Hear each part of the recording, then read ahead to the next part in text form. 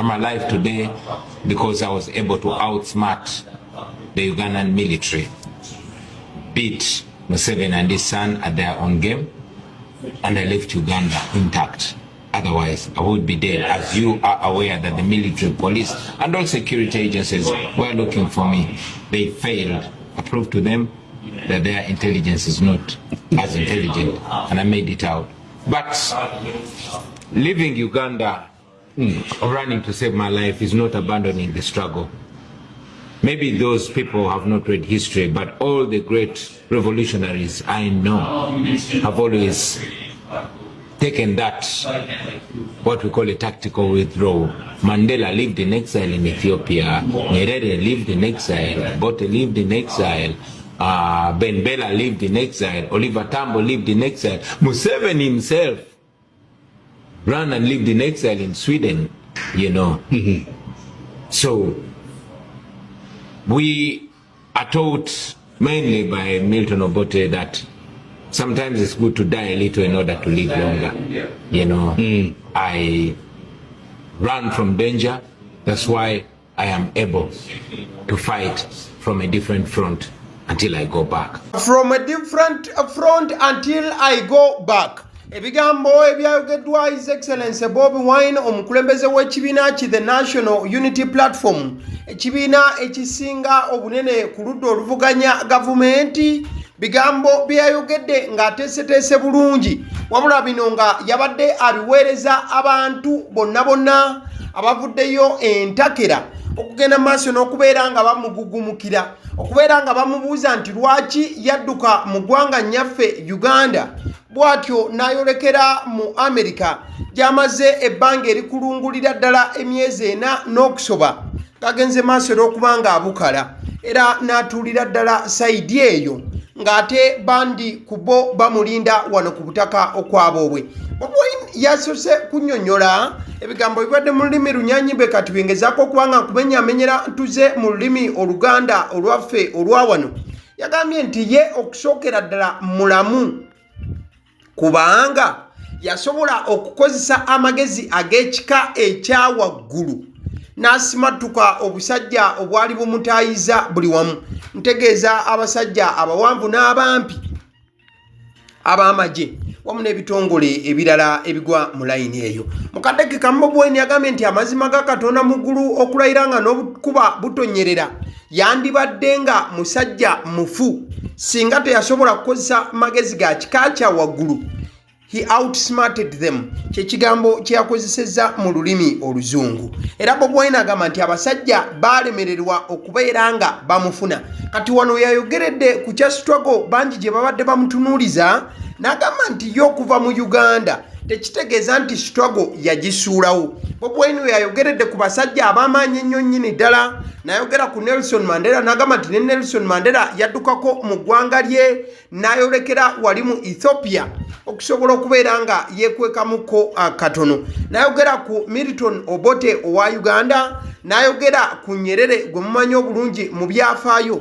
Ate era mukaddeke ka Bobi Wine yagambye n'ogamba nti ne President Museveni ssaawa zino ali ku ntebe y'eggwanga naye bwe yali ng'atakabana ku lw'okukyusa obuyinza naye yabeerakokko mu exile oba bw'oyinza okuyita obuwaŋŋanguse mu lulimi Oluganda. Kati Bobi Wine yagambye nti ne bw'oba otunuulidde Milton Obote omu ku baaliko ba president b'eggwanga yagamba nti sometimes it is good to die a little in order to live longer. Ekivunula nti at least ebiseera ebimu kiba kigwanidde omuntu okusooka n'ofaamuko akatonotono okusobola okubeerawo n'obeera mulamu okumala ebbanga oba okusobola okuwangaala. Bobi Wine agamba nti ye yasooka kubanga adduka okuva eri obulabe, y'ensonga lwaki essaawa zino he is able to fight from a different front.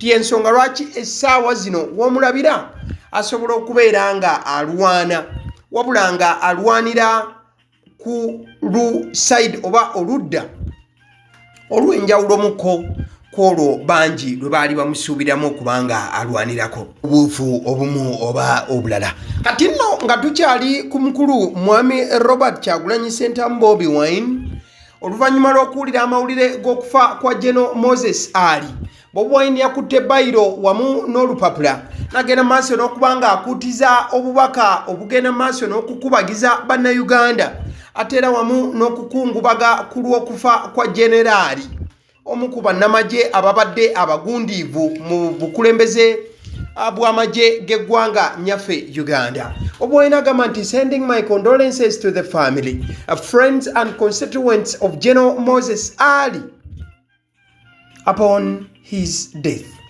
May Allah comfort you all and grant him Jannatul Firdaus.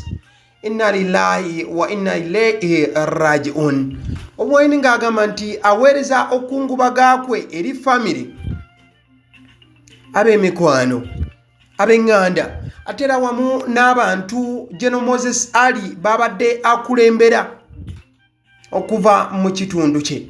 Bobi Wine agamba nti asaba Allah wa kitiibwa asobola okubeera ng'abudaabuda buli omu naddala mu kaseera kano ate ne General Moses Ali amuwe ejjana. Kati mu kadde ke kamu Bobi Wine ng'amaze okuweereza obubaka obwo obukungubaga ne President Yoweri Kaguta Museveni yakoze ekintu kye kikimu n'agenda maaso n'okuba ng'awandiika obubaka oluvannyuma lw'okumanya nti munywanyi we era mukulu munne General Moses Ali yabadde avudde mu bulamu obw'ensi eno. President Yoweri Kaguta Museveni bwe yabadde akutte ebbankaluwa ye yagambye nti it is with deep sorrow that I announced the death of our brother General Moses Ali. He died at Nakasero Hospital. General Moses Ali has provided service to his country for a long time as a soldier and a political leader. In the West Nile region, he provided the good example of being a big modern farmer. We shall miss greatly his contribution. May the Almighty God rest his soul in eternal peace. President Yoweri Kaguta Museveni ng'agamba nti mu nnaku ey'ekika ekya waggulu yabadde alanga okufa kwa muganda we General Moses Ali eyafudde mu ddwaliro e Nakasero. Era President n'agamba nti omukulu ono akoze ebirungi eby'enjawulo bingi nnyo eri eggwanga nga munnamagye ate era omukulembeze ow'ebya bufuzi. Agamba nti mu West Nile eyo omukulu yateekawo example ennungi ey'okubeera omulimi ow'ekyasa kino. President Yoweri Kaguta Museveni bw'ati n'agamba nti tujja kumusubwa nnyo olw'ebyo byazze akola n'asaba omutonzi omwoyo gw'omugenzi agulamuze kisa. Kati bino byonna nga bigenda mu maaso olunaku lw'ennaku z'omwezi 19 olw'eggulo ng'ennaku z'omwezi 2 General Moses Ali omubiri gwe gwaleeteddwa mukwano gwange wali ku Kampala mukadde era n'agenda mu maaso n'okuba nga asaalirwa abakkiriza saidi eyo. In fact, Captain Mike Mukula gwolaba ayambadde white mu maaso wano akutte ku sanda eyo abadde munywanyi we nnyo nnyini ddala era ne mu kaseera kano ng'avudde mu bulamu obw'ensi eno. Captain teyavuddewo yadde eddakiika emu. Kasooke nkweko ku sound y'embeera nga bwe yabadde etambula ate tweyongereyo mu maaso. Abantu abawanvu wano basifule nnyo.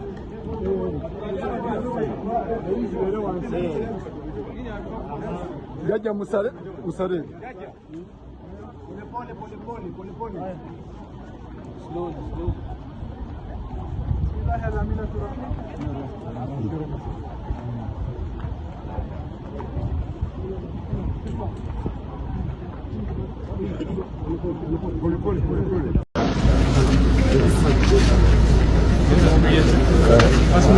Move your thing.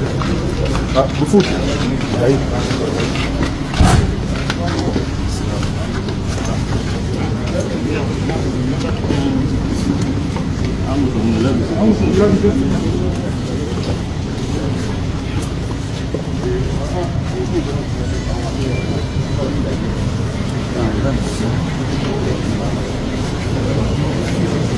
Boss.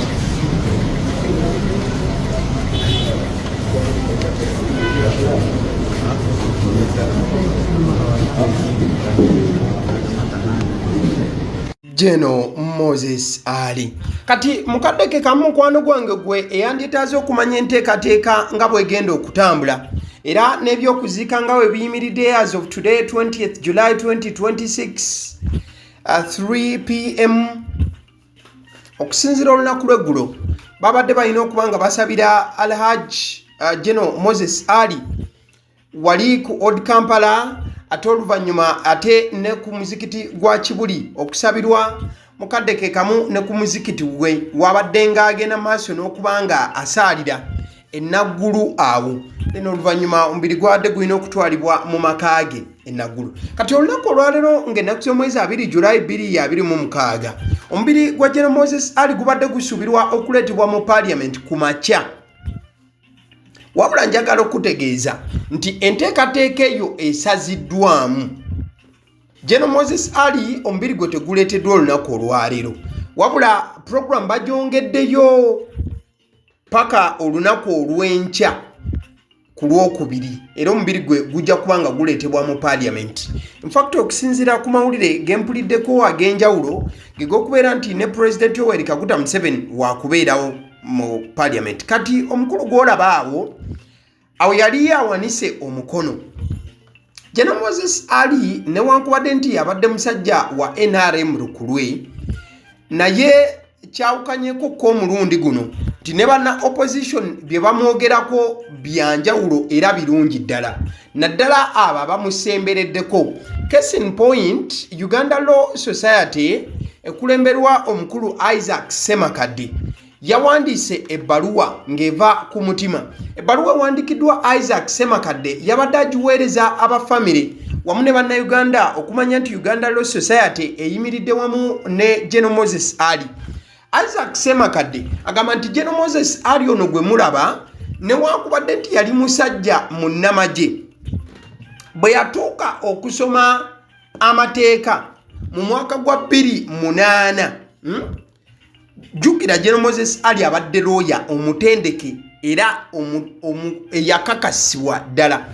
Kati Isaac Ssemakadde omu ku balooya era akulembera Uganda Law Society agamba nti obudde bwonna bwe basoma ne General Moses Ali ono teyajjako na mmundu teyajjako na bakuumi nti baabano mu class teyakozesaako maanyi yadde oboggolera omuntu oba okukola ki wabula yatuulanga n'awuliriza banne bwe yasomanga nabo kyokka nga te ebiseera ebyo yalina emyaka 64 oba okategedde bulungi nti yali musajja mukulu ddala naye teyakozesaako bukulu bwe si bw'amagye si bukulu ng'omuntu okubeera ng'ayogera kino na kiri oba okubatiisatiisa oba obateekako emmere tiyatambulanga nabo era Uganda Law Society emwenyumirizaamu nnyo.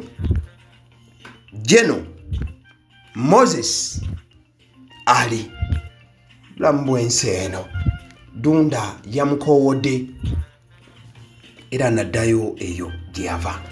Kati ewa General Moses Ali nga tuvuddewo olunaku olwaleero ettuntu ly'olunaku olwaleero newankubadde nga libaddemu embeera y'olukubakuba gavumenti ya Uganda nga agikulembeddemu oba agikiikiridde olunaku olwaleero ye Prime Minister Right Honorable Robina Nabbanja mu butongole atadde emmotoka eziwerera ddala ezigenda okutwala emmere oba ezitutte emmere mu bitundu by'e Karamoja.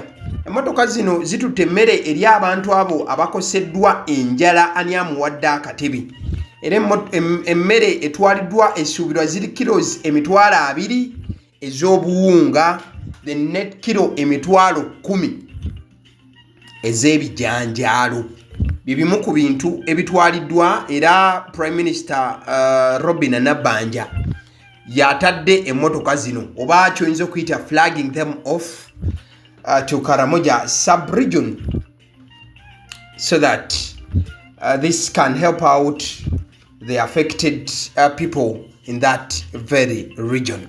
Kati nga maliriza ngenda kubanga nkulekera olutabaalo omukulu Honorable Baramu Barugahari lwaliko ayina gye yatuuseeyo eddwaliro erimu nga dokita takyabeerawo ku ddwaliro wabula nga asikaali ye yafuuka omusawo era nga abantu baagala asikaali ne ssekwagala yenna abakuba empiso n'abateekako n'amacupa. It is your time to watch this. Sawa. Gatekeeper. Yamba n'abateeka ku kanula. Kati gwe by'omusabo wabisomera.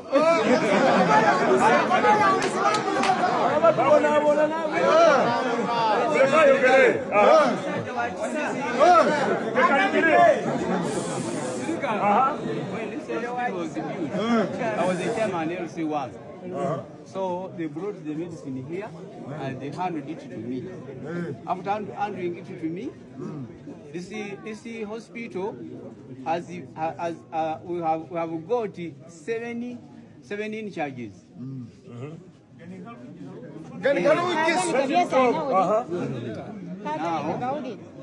Now, and you see, the first in charge was the Karamajong, Kodo Dong. Now he was the one who started to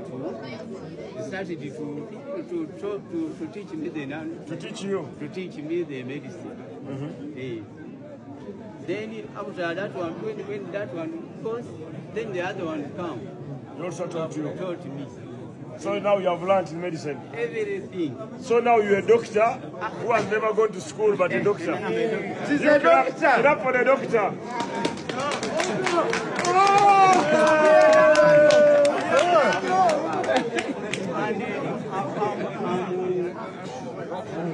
Now I'm wondering.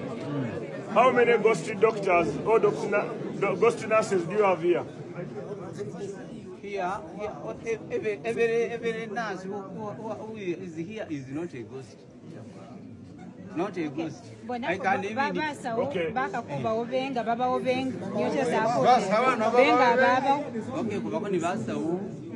In English. How many? On maternity, we have 3 of them.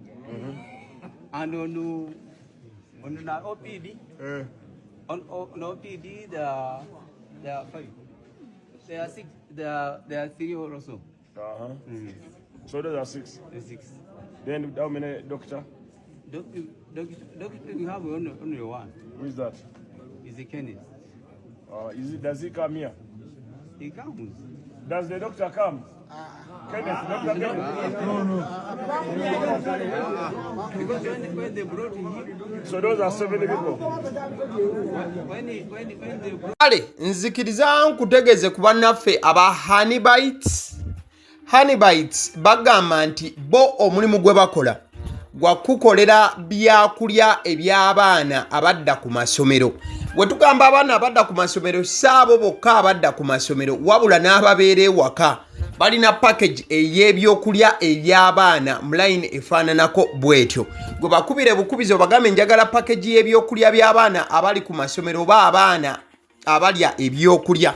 Balina ebyokulya yogera ku daddies, yogera ku binyeebwa, amawogola, yogera ku bagiya, yogera ku cupcakes, yogera ku donuts. Osobola okubafuna ku 0709 787508 ate era mukadde ke kamu bw'oba oyagala ku pizza size yonna era namba y'emu. Ate era mukadde ke kamu bakola ne cake eza buli mukolo, babayita aba Honeybites. Njagala n'okutegeeza ku bannaffe aba Alson Painters UG, bano basiizi ba langi era nga balina obukugu mu kusiiga langi era bamanyi ne langi ki egenda ku kizimbe kyo era mu ruumu ki. Tebasobola kuddira langi yandigenze mu kisenge ate ne bagisiiga mu ddiiro ey'omu dining ne bagisiiga mu kinaabiro. Nedda, Alson Painters UG omulimu gw'okusiiga langi bagukugukira ddala. Basiiga ebizimbe okuviira ddala ku ruumu emu paka ku makalina n'amakalina. Gwe bakubire bukubizo bagambe nti Alson Painters UG namaliriza okuzimba ekizimbe kyange. In fact ne bw'oba olina ekizimbe nga kikadde nga olaba langi yaakyo efaanana si bulungi, Alson Painters UG bazze kugonjoola nsonga eno. Bakubire ku 0705 193636 be bannaffe aba Alson Painters UG.